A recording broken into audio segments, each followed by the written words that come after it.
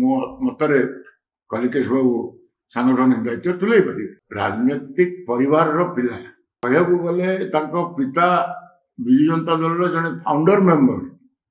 ଅସୁବିଧା କ'ଣ ସେଥିରେ?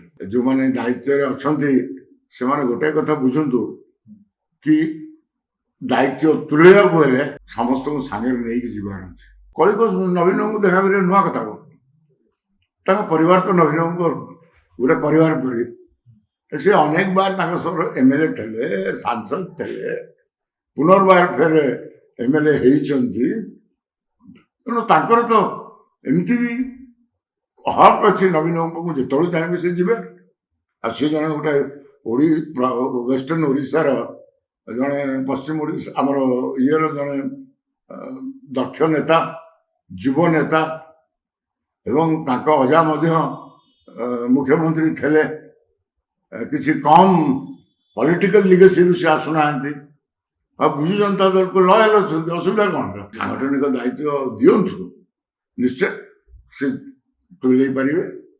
ମୋ ମତରେ କଲିକେଶ ବାବୁ ସାଂଗଠନିକ ଦାୟିତ୍ୱ ତୁଲେଇ ପାରିବେ। କ୍ୟାପ୍ଟେନ ସାନ ଭାଇ ସମସ୍ତେ ଗୋଟେ ଯାହାକୁ ସମସ୍ତଙ୍କ ସମର୍ଥନ ଥାଏ ତାକୁ ଦାୟିତ୍ୱ ଦେଲେ ଭଲ। ଜଣେ ରାଜନୈତିକ ପରିବାରର ପିଲା କହିବାକୁ ଗଲେ ତାଙ୍କ ପିତା ବିଜୁ ଜନତା ଦଳର ଜଣେ ଫାଉଣ୍ଡର ମେମ୍ବର। ଅସୁବିଧା କ'ଣ ସେଥିରେ?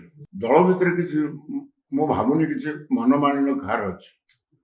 ଦଳ ଭିତରେ ଅବିକା ଗୋଟେ ଗୋଷ୍ଠୀ ଅଛି ଯୋଉମାନେ କି ଏ ଦଳ ପାଇଁ ଅତ୍ୟନ୍ତ ଗୁରୁତର ପଞ୍ଚାୟତ ଇଲେକ୍ସନରେ।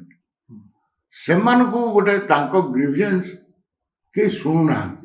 ଏତିକି ଦି ପଦ ଶୁଣିଦେଲେ ବିଜୁ ଜନତା ଦଳ ଫେର ପଞ୍ଚାୟତ ଇଲେକ୍ସନରେ ସେମିତି ବାଜିମାତ କରିବ। ମୋର ତାଙ୍କ ପଛରେ କିଛି କହିବାର ନାହିଁ। ତାଙ୍କ ସହିତ ଅନେକ ଦିନ ରାଜନୀତି କରିଛି। କିନ୍ତୁ ଯୋଉମାନେ ଦାୟିତ୍ୱରେ ଅଛନ୍ତି ସେମାନେ ଗୋଟାଏ କଥା ବୁଝନ୍ତୁ କି ଦାୟିତ୍ୱ ତୁଲେଇବାକୁ ହେଲେ ସମସ୍ତଙ୍କୁ ସାଙ୍ଗରେ ନେଇକି ଯିବାର ଅଛି। ବିଜୁ ଜନତା ଦଳ ସଂଗଠିତ ହେଲେ ପଞ୍ଚାୟତ ନିର୍ବାଚନ ଜିତି ପାରିବେ। ଆଉ ଖଣ୍ଡ ଖଣ୍ଡ ଯଦି ହେବେ କ'ଣ ହବ ସେ ଅଲଗା କଥା। ବିଜୁ ଜନତା ଦଳ ଏବେ ବି ତୃଣମୂଳ ସ୍ତରରେ ବହୁତ ମଜବୁତ। ସାଂଗଠନକୁ ସେଇ ପ୍ରକାର ଯୋଉ କଣ ଇନ୍ଧନ ଦବା ପରି କିଛି ନେତାଙ୍କୁ ନବୀନ ବାବୁ ବ୍ୟବହାର କରିବାର ଭାବୁଛି ଗୋଟେ ଯୋଜନା ଚାଲିଛି। କରନ୍ତୁ, ଅତି ସ୍ୱାଗତ। କଳିକେଶ ଏକା କ'ଣ ନେତା ହେଇପାରିବେ? ସେ ତାଙ୍କ ଟିମ୍ ଗଠନ କରିବେ। ଶୁଣନ୍ତୁ, ନବୀନ ପଟ୍ଟନାୟକ ପରେ ସିଙ୍ଗଲ ନେତା ସେମିତି କେହି ନାହିଁ ଯାହାର ଓଡ଼ିଶାରେ ପ୍ରଭାବ ଅଛି। ତେଣୁ ତାଙ୍କ ପାଖରେ ଅଛନ୍ତି ପ୍ରସନ୍ନ ଆଚାର୍ଯ୍ୟ ଅଛନ୍ତି, କଳିକେଶ ବାବୁଙ୍କ ପରିବାର ଅଛନ୍ତି, ଅଶୋକ ପଣ୍ଡା ଅଛନ୍ତି, ଆମର କୋଷ୍ଟାଲ ବେଲ୍ଟରେ ପ୍ରମିଳା ଅଛନ୍ତି, ଯୋଉମାନେ କି ଦୀର୍ଘ ଦିନ ଧରିକିରି ପରିବାରରେ ଅଛନ୍ତି। ତେଣୁ କାହିଁ କରିପାରିବେନି? ଦେଖନ୍ତୁ, ସିଏ ଚାପ୍ଟର ସରିଲାଣି। ଅବିକା ବିଜୁ ଜନତା ଦଳ ଆଗେଇବ ନା। ମୁଁ ପୁରାପୁରି ଭାବରେ ପ୍ରଫୁଲ୍ଲ ସିଂଙ୍କୁ କହିଛି କି ତାଙ୍କ ନିମନ୍ତ୍ରଣ ଆସିଥିଲା, ମୁଁ ସେଇଠି ରହିବାର କଥା ବି। ରଣେନ୍ଦ୍ର ପ୍ରତାପ ସ୍ୱାଇଁ ବି ଫୋନ କରିଥିଲେ। କିନ୍ତୁ ମୁଁ ଯୋଉ ଆପଏଣ୍ଟମେଣ୍ଟଟା ପାଇଥିଲି ଗୋଟେ କମ୍ପ୍ଲିଟ ମୋର ମେଡିକାଲ ଚେକଅପ୍ ଥିଲା। ଖାଲି ସମସ୍ତେ ଯାଇଥିଲେ, ମୋର ସବୁ ପିଲା ଯାଇଥିଲେ, ବଡ ରାଲି କରିକି ଯାଇଥିଲେ।